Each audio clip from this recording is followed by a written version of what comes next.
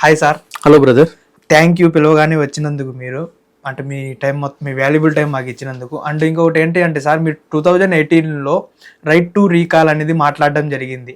అదే కట్ చేస్తే ఈరోజు పార్లమెంట్లో మన ఎంపీ రాఘవ్ గారు మాట్లాడడం జరిగింది.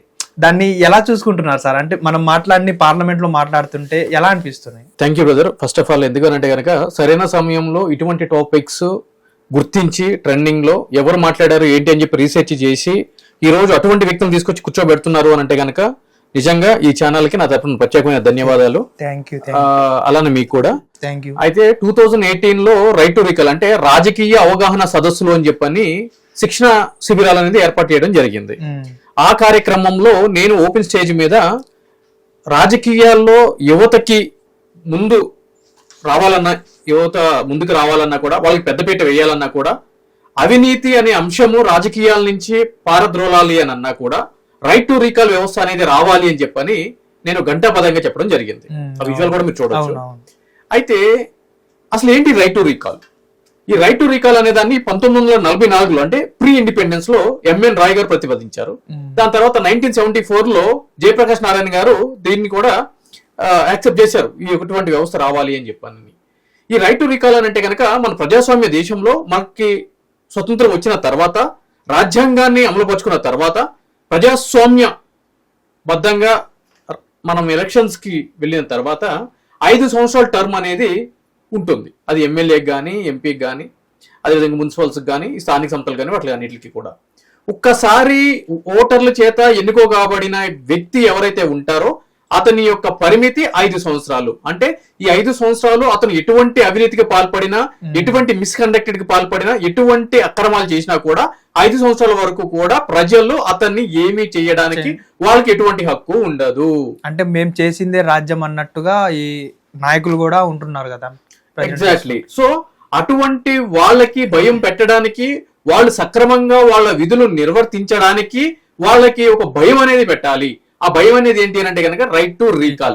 దానివల్ల ఏం జరుగుతుంది అంటే గనక ఏ ప్రజలైతే గనక ఓటుతోటి సదరు ప్రజాప్రతినిధిని ఎన్నుకున్నారో అదే ప్రజాప్రతినిధి సరిగ్గా తన యొక్క కర్తవ్యాన్ని, విధుల్ని నిర్వహించినప్పుడు అదే ప్రజలు మళ్ళీ అదే ఓటు ద్వారా అతన్ని తక్షణం దించేయడానికి వాళ్ళకి మళ్ళీ అధికారం ఉంటది. That is called right to recall. వాళ్ళు 5 సంవత్సరాల వరకు వెయిట్ చేయాల్సిన ఆవశ్యకత ఉండదు. సో దీనికి సంబంధించి ఏం జరిగింది అని అంటే కనుక యుఎస్ కి సంబంధించినటువంటి కొన్ని రాష్ట్రాల్లో ఈ రైట్ టు రీకాల్ వ్యవస్థ అనేది ఉంది. అదే విధంగా మన భారతదేశంలో కూడా మధ్యప్రదేశ్ లో, ఛత్తీస్గఢ్ లో, అదే విధంగా బీహార్ లో స్థానిక సంస్థలకు సంబంధించి ప్రజాప్రతినిధులు ఎవరైతే ఉంటారో, అంటే పంచాయతీ ప్రెసిడెంట్లు గానీ, ఎంపీటీసీలు గానీ, అదే విధంగా ఈ మున్సిపల్ చైర్మన్లు గానీ, కౌన్సిలర్ గానీ ఎవరైతే ఉంటారో వాళ్ళని దించేయడానికి ఈ రైట్ టు రీకాల్ వ్యవస్థ ఉంది స్థానిక సంస్థల వరకు. కానీ పై స్థాయిలో అంటే ఎమ్మెల్యే, ఎంపీ, ఈ స్థాయిలో ఎమ్మెల్సీ, ఈ స్థాయిలో ఈ రైట్ టు రీకాల్ అనేది లేదు. సో కాబట్టి ఇటువంటిది ఒక ప్రొవిజన్ అనేది తీసుకుని వస్తే రిప్రజెంటేషన్ ఆఫ్ పీపుల్ యాక్ట్ లో, ఆర్పీ యాక్ట్ లో ప్రజాప్రతినిధులకి ఒక భయం ఉంటది. అవినీతికి పాల్పడాలంటే కనుక ప్రజలందరూ కలిసి మళ్ళీ మూకుమ్మడిగా నాకున్న అధికారాన్ని, నాకున్న పవర్స్ ని కట్ చేస్తే నా బతుకు అగమ్య గోచరం అవుతుంది అని చెప్పని ఒక భయంతో అవినీతి పాల్పడకుండా తను ఏవైతే కనుక హామీలు ఇచ్చాడో ఆ హామీలు నెరవేర్చడానికి ఒక ఉత్తమమైన మార్గంగా ఈ ఆప్షన్ ఉపయోగపడుతుంది అని చెప్పని కూడా ఆ రోజు నుంచి కూడా నేను ఫైట్ చేయడం జరిగింది. ఇదే విషయాన్ని 2025లో ఆమ్ ఆద్మీ పార్టీకి సంబంధించినటువంటి రాఘవ్ చద్దా గారు, ఎంపీ, రాజ్యసభ ఎంపీ, ఆయన పార్లమెంట్ లో డిస్కస్ చేయడం జరిగింది. సో అది చూసినప్పుడు నాకు చాలా ఆనందంగా ఉంది. ఎందుకు అంటే కనుక ఈ రోజు నాలాంటి ఒక వ్యక్తి ప్రజల సమస్యలకి పరిష్కారం ఏ విధంగా దొరుకుతుంది అనే ఒక సొల్యూషన్ వైపు మాట్లాడుతున్నప్పుడు సదరు విషయాన్ని పార్లమెంట్స్ అంటే కనుక మనందరికి తెలిసిన విషయమే చట్టసభలు, చట్టాలు అక్కడి నుంచే తయారవుతాయి. ఆ తయారు చేసినటువంటి చట్టాల్ని, ప్రతిపాదించినటువంటి చట్టాల్ని మనం ఈరోజు ఫాలో అవుతూ ఉంటాము. అటువంటి చట్టసభల్లో ఇటువంటి విషయాన్ని మాట్లాడటం అనేది నాకు చాలా ఆనందంగా ఉంది. ఇంకో విషయం ఏంటి అంటే కనుక రాఘవ్ చద్దా గారు ఈ యొక్క విషయమే కాదు, ఈయన సర్ప్రైజింగ్లీ ఈ యొక్క నేషనల్ టోల్స్ గురించి కూడా మాట్లాడటం జరిగింది. అంటే మీ ఇంకోటి పాయింట్ చూసుకుంటే మీరు ఏమేమైతే లెవెల్ ఎత్తుతున్నారు పాయింట్స్, అవే తీసుకుని వెళ్ళి అక్కడ రాజ్యసభలో మాట్లాడడం అనేది జరుగుతుంది. ఇప్పుడు ఏదైతే మీరు రైట్ టు రీకాల్ మాట్లాడారు, ఇంకొకటి టోల్ ప్లాజా గురించి మాట్లాడారు, రోడ్ ట్యాక్సెస్, ఇవన్నీ అక్కడ తీసుకుని వెళ్ళి మాట్లాడుతుంటే అసలు మీకు ఎలా అనిపిస్తుంది? అంటే మీరు ఎప్పుడో మాట్లాడిన దాన్ని ఇప్పుడు కూడా ఏంది అంటే ఒక రాజకీయ నాయకుడు మాట్లాడాల్సిన మాటలు ఇప్పుడు మీరు మాట్లాడారు ఫస్ట్, దాన్ని ఎలా చూసుకోవచ్చు మనం? ఇప్పుడు మొదటి నుంచి కూడా ఒక అడ్వకేట్ గా సమాజంలో నా వంతు కృషి, నా వంతు ప్రయత్నం ఏం చేయాలి అనే దిశగానే నేను అడుగులు వేశాను. అందులో భాగంగానే రాజకీయాలకు రావడం జరిగింది, ఎమ్మెల్యేగా కంటెస్ట్ చేయడం జరిగింది. సో ఓడిపోయిన తర్వాత మళ్ళీ ఎమ్మెల్యేగా కంటెస్ట్ చేయడానికి సిద్ధం అవడం జరిగింది. ఇటువంటి క్రమంలో ఒక రాజకీయ నాయకుడికి ఉండాల్సినటువంటి లక్షణం ఏంటి అంటే గనక ముందు చూపు ఉండాలి. రేపటి రోజున మన సమాజాన్ని ముందుకు తీసుకుని వెళ్ళాలి అంటే గనక, ప్రజల్ని అభివృద్ధి వైపు నడిపించాలి అంటే గనక మనము ఎటువంటి కార్యాచరణ రూపొందించాలి అనేటువంటి ఆలోచన నాయకుడికి ఉండాలి. ఈ రోజు రాఘవ చద్దా గారిని చూస్తా ఉంటే గనక ఇటువంటి నాయకత్వం కదా నేటి మన యువతకి కావాల్సింది అనే విధంగా నాకు కూడా ముచ్చటిస్తుంది. ఆయన ఫారెన్ లో చదివినప్పటికీ కూడా ఒక మంచి job chartered accountant it seems చేస్తున్నప్పటికి కూడా ఇతను ప్రజలకి ఏదో చేయాలి, రాజకీయాలకు రావాలి, ఒక మార్పు అనేది తీసుకురావాలి, మన మార్క్ అనేది చూపించాలి అనే ఉద్దేశంతో రావడం జరిగింది. అందుగురించే సామాన్యులు పడుతున్నటువంటి బాధల గురించి ఆయన రాజ్యసభలో మాట్లాడటం జరుగుతుంది.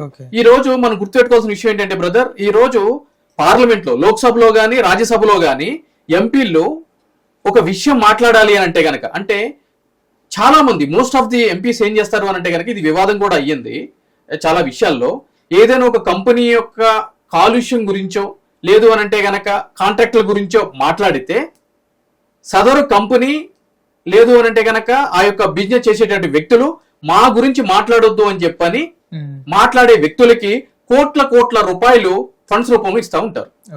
సో అధికారాన్ని ఆ విధంగా దుర్వినియోగం చేసేటువంటి రాజకీయ నాయకులు నేటి సమాజంలో ఉన్నారు. సో ఆ దిశగా కాకుండా సామాన్య ప్రజలకి పడుతున్న బాధల గురించి ఈ రోజు ఆ ఎంపీ గారు మాట్లాడుతున్నారు అంటే గనక, రేపటి రోజున నన్ను చూసుకున్నట్లు ఆయనలో నేను చూసుకుంటున్నాను. ఇక టోల్ ట్యాక్స్ గురించి మాట్లాడుకుంటే గనక, ఆల్రెడీ అది 2019లో తెలంగాణ హైకోర్టులో నేను పబ్లిక్ ఇంట్రెస్ట్ లిటిగేషన్ ఫైల్ చేయడం జరిగింది, ప్రజా ప్రయోజన వ్యాజ్యం. ఏంటి అని అంటే గనక, టోల్ ట్యాక్స్ అనే వ్యవస్థ ఉండకూడదు అని చెప్పని. దేని గురించి అని అంటే గనక దానికి కారణాలు, ఈ రోజు మనము ఒక 4-వీలర్ గాని ఒక 2-వీలర్ గాని ఏదైనా సరే రోడ్డు మీద తిరిగేటువంటి వాహనాన్ని మనము కొనుగోలు చేస్తున్నప్పుడు ఆ యొక్క రాష్ట్ర ప్రభుత్వాలు ఆ యొక్క వాహనం యొక్క సామర్థ్యాన్ని బట్టి, అంటే సీసీని బట్టి వాళ్ళు రోడ్ ట్యాక్స్ అనేది కలెక్ట్ చేయడం జరుగుతుంది. రోడ్ ట్యాక్స్ నే నథింగ్ బట్ లైఫ్ ట్యాక్స్ అని కూడా అంటారు. ఫర్ సే ఎగ్జాంపుల్, మీరు ఒక ఇన్నోవా కార్ తీసుకోండి, లేదు అంటే కనుక ఒక ఫార్చునర్ కార్ తీసుకోండి. తీసుకుంటే కనుక ఆ యొక్క వెహికల్ సామర్థ్యాలు ఏ విధంగా ఉంటాయి అని అంటే కనుక, గంటకి 200కి మించి ప్రయాణించగలటువంటి సామర్థ్యం శక్తి ఆ వాహనాలకు ఉంటుంది. సో ఆ సీసీని బట్టి మీకు 12% నుంచి 24% వరకు కూడా లైఫ్ ట్యాక్స్ అనేది వసూలు చేయడం జరుగుతుంది. ఎందుకు ఆ లైఫ్ ట్యాక్స్ అని అంటే కనుక, మీ వాహనము ఆ స్పీడ్తో రోడ్ల మీద తిరగడానికి కావాల్సినటువంటి రవాణా వ్యవస్థని, రోడ్లని మేము ప్రొవైడ్ చేస్తాం కాబట్టి మేము ట్యాక్స్ కలెక్ట్ చేస్తున్నాం అని చెప్పని ప్రభుత్వం మీ దగ్గర కలెక్ట్ చేసేటువంటి దాన్నే రోడ్ ట్యాక్స్, లైఫ్ ట్యాక్స్ అని కూడా అంటారు. ఫర్ ఎగ్జాంపుల్, ఈ రోజు మనము ఒక 20% ఆన్ అండ్ యావరేజ్ తీసుకుందాము. ఒక ఫార్చునర్ వెహికల్ తీసుకుంటే కనుక 50 లక్షల ఖరీదు ఉంటుంది. సో దానికి 20% అంటే కనుక ఎంత, 10 lakhs రూపీస్ రోడ్ ట్యాక్స్ అనేది పే చేయడం జరుగుతుంది. లైఫ్ ట్యాక్స్ అని కూడా అంటారు. అయితే ఈ రోజు మీరు చూసుకోండి, హైదరాబాద్ లో గానీ మిగిలిన ఏ ప్రాంతంలో గానీ మీ యొక్క వెహికల్ 50 కిలోమీటర్లు దాటి స్పీడ్ తోటి వెళ్ళేటువంటి పరిస్థితి ఉందా రోడ్ల మీద?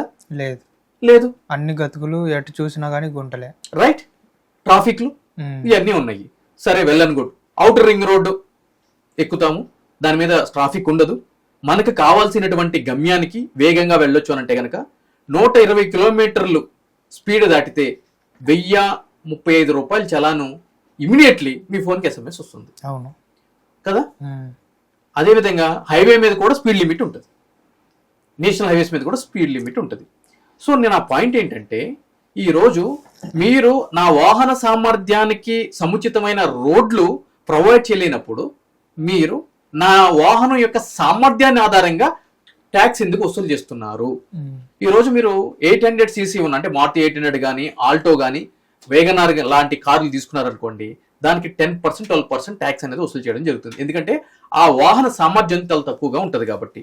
కాబట్టి నేను ఏమంటాను అని అంటే కనుక మీరు వసూలు చేస్తే అన్ని వాహనాలకి కూడా ఇర్రెస్పెక్టివ్ ఆఫ్ దేర్ సిసి ఒకటే టోల్ ట్యాక్స్ అనేది రైట్, రోడ్ ట్యాక్స్ అనేది తీసుకోండి రైట్. ఈక్వల్ గా మారుతి 800 కి ఏ ట్యాక్స్ ఉంటుందో, లైక్ ఆల్టో కి ఏ రోడ్ ట్యాక్స్ ఉంటుందో, ఫార్చునర్ కి అదే ఉండాలి, బెంజ్ కి అదే ఉండాలి, BMW కి అదే ఉండాలి.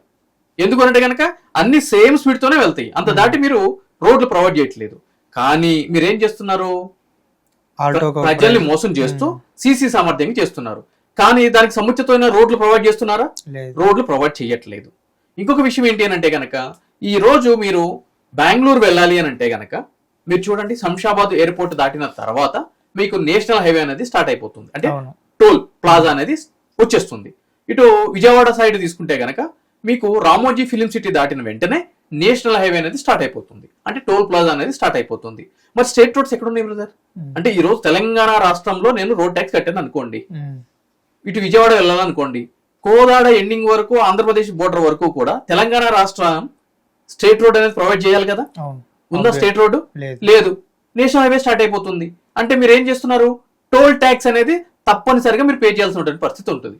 నేనేమంటాను అని అంటే కనుక ఈ రోజు మెరుగైన రవాణా వ్యవస్థ గురించి మీరు నేషనల్ హైవే మీద ప్రయాణిస్తే దానికి సంబంధించి మీరు ట్యాక్స్ కట్టుకోవచ్చు. నేనేమంటాను అని అంటే కనుక మెరుగైన రవాణా వ్యవస్థ కావాల్సిన వాళ్ళు ఎక్కుతారు, కానీ కంపెల్షన్ చేయకూడదు కదా, బలవంతం పెట్టకూడదు కదా. ఈ రోజు మీరు విజయవాడ నుంచి వస్తున్నారు అనుకోండి, రామోజీ ఫిలిం సిటీ దాటిన తర్వాత మనం బంజారా హిల్స్ జూబ్లీ హిల్స్ రావాలి అని అంటే గనక మనం వేగంగా రావాలి అనుకుంటే ఔటర్ రింగ్ రోడ్ ఎక్కుతాం రైట్. అది మన యొక్క ప్రివిలేజ్. దానికి అనుగుణంగా మనం ఏం చేస్తాం, టోల్ ప్లాజా ట్యాక్స్ కడతాం, టోల్ ట్యాక్స్ కడతాం ఔటర్ రింగ్ రోడ్ మీద. వద్దు అనుకున్నాం అనుకోండి, లోకల్లో నుంచి వస్తాం, కంపెల్షన్ లేదు కదా, టోల్ ట్యాక్స్ కట్టాల్సిన అవసరం లేదు. ఎందుకు అవసరం లేదు, ఆల్రెడీ మనం వెహికల్ కొనేటప్పుడు ఆల్రెడీ లైఫ్ ట్యాక్స్ కడుతున్నాం కదా. ఇది యాక్చువల్ ప్రొవిజన్. కానీ నేషనల్ హైవేస్ అప్పుడు ఏమైతున్నాయి, స్టేట్ రోడ్ ఎక్కడుంది, స్టేట్ రోడ్ ప్రొవైడ్ చేయట్లేదు కదా. అంటే ఏంటి, పబ్లిక్ ని అబ్సల్యూట్లీ ప్రభుత్వాలు మోసగిస్తున్నాయి. దీనికి తగ్గట్టు పెట్రోల్ మీద సెస్ చేస్తున్నారు కదా, జిఎస్టీలు ఇస్తున్నారు కదా, ట్యాక్స్ ఇంపోజ్ చేస్తున్నారు కదా, మనం కొన్న ప్రతి వస్తువు మీద ట్యాక్స్ అనేది పడుతుంది కదా. సో ఇవన్నీ కూడా క్రోడీకరించి ఈ యొక్క ట్యాక్స్ అనే వ్యవస్థని లైక్ నేషనల్ హైవేస్ ఏవైతే ఉన్నాయో టోల్ ట్యాక్స్లు అవి తీసేయాలి అని చెప్పని ప్రజా ప్రయోజన వ్యాజ్యం దాఖలు చేయడం జరిగింది 2019లో జూలై 9లో. నేను అంటే నాది ఇక్కడ ఇంకొక క్వశ్చన్ సార్, ఇప్పుడు ఈ రోడ్ ట్యాక్స్ ఏదైతే వస్తుందో ఇన్కమ్, దాన్ని బేస్ చేసుకునే ఈ ప్రభుత్వాలు రన్ అవుతున్నాయేమో అనేది నా ఫీలింగ్. ఇప్పుడు చాలా మంది గొర్రెలు మేకలు ఎవరో తెలుసా, సోషల్ మీడియాలో ఉండేటువంటి యూజర్స్ ప్రజల గురించి నేను మాట్లాడుతున్నా. ఆ మేకలు ఏమంటే తెలుసా, ఆ గొర్రెలు ఏమంటే తెలుసా, ఈ రోజు మెరుగైన రవాణా వ్యవస్థ లేకపోతే అంతకుముందు మీరు చూశారు కదా, విజయవాడ వెళ్ళేటప్పుడు రోడ్ ఎంత దారుణంగా ఉండేది, ఎంత యాక్సిడెంట్లు అయ్యాయి అని చెప్పని. ఎందుకంటే అటువంటి గొర్రెలు ఉన్నారు కాబట్టి పాలకులు ఈ విధంగా ఉన్నారు. మనము ట్యాక్స్ ఎందుకు కడుతున్నాము, మెరుగైన రవాణా వ్యవస్థ గురించే కదా.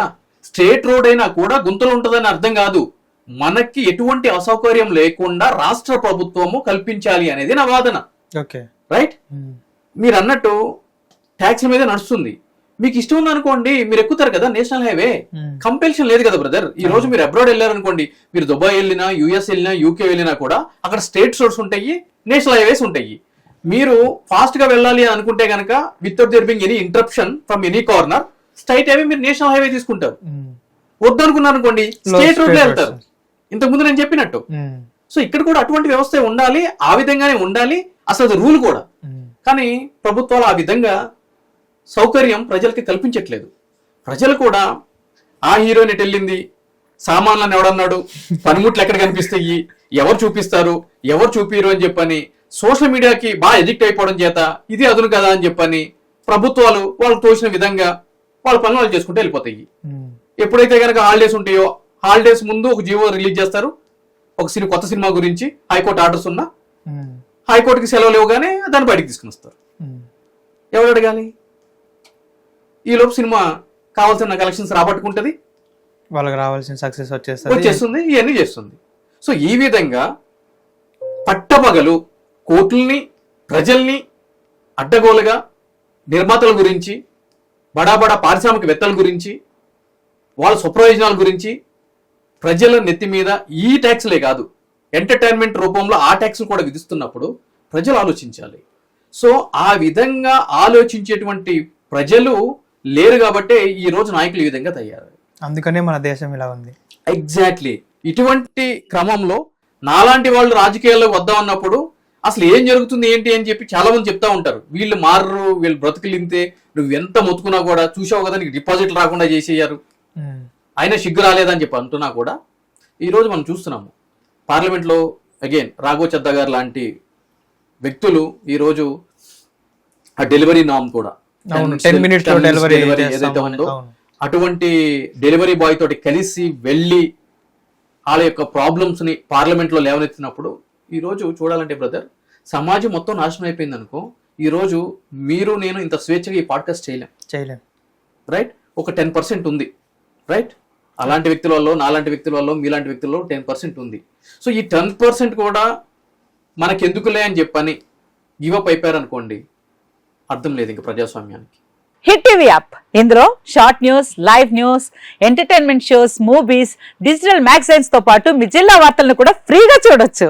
ఇంకెందుకు ఆలస్యం, వెంటనే హిట్ టీవీ యాప్ ని డౌన్లోడ్ చేసుకుని ఫ్రీగా ఎంటర్టైన్మెంట్ పొందండి. Hit TV app. Hit TV app. Please download hit TV app. Hit TV app ని ఫ్రీగా డౌన్లోడ్ చేసుకొని ఎంజాయ్ చేయండి. మీకు నచ్చిన ఎంటర్టైన్మెంట్ కోసం హిట్ టీవీ యాప్ ని ఫ్రీగా డౌన్లోడ్ చేసుకొని ఎంజాయ్ చేయండి. హిట్ టీవీ యాప్ ని డౌన్లోడ్ చేసుకుని ఆస్వాదించండి, ఆశీర్వదించండి. ఇంతమంది సెలబ్రిటీలు హిట్ టీవీ యాప్ ని డౌన్లోడ్ చేసుకోండి అని చెప్తున్నారంటే ఎంత మంచి యాప్ ఆలోచించండి.